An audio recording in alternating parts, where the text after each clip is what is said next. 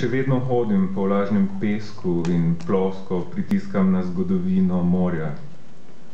Z mojega telesa padajo oblaki. Dan je že zdaj bolj poln kot ponavadi in svetloba pušča svoje cvetne liste padati po tvojem vratu.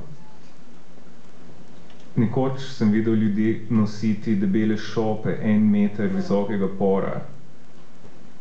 Zdaj se je po mestu razlil mraz in zunaj na kljuki visi vrečka z 2 pokončnima poroma bolj normalnih dimenzij.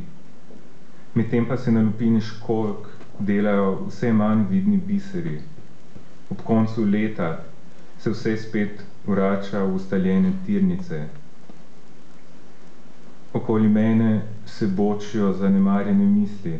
Po meni hodi mesto, zavito v lase ženske namesto šala. Vse o tej pesmi sem že pozabil. Roka, ki nas tiho drži v zraku, nas občasno strese kot solnice. Od vseh življenj, ki jih ne živim, je to najboljše. Nad Európou svieti slnko. Ešte stále chodím po vlhkom piesku a na plocho tlačím na históriu mora. Z môjho tela padajú oblaky. Deň je už teraz plný, ako má byť, a svetlo necháva okvetné lístky opadávať po tvojom krku. Kedysi som videl ľudí nosiť hrubé zväzky meter vysokého póru. Teraz sa po meste rozlial mráz a vonku na háku visí vrecko s 2 rovnými pórmi. Viac bežných dimenzií. Zatiaľ, čo na škrupine mušlí sa tvoria čoraz menej viditeľné perly. Na konci roku sa všetko opäť vracia do ustálených koľaníc.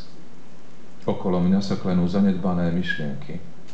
Chodí po mne mesto, zavinuté do ženských vlasov namiesto šálu. Všetko do tejto básne som už zabudol.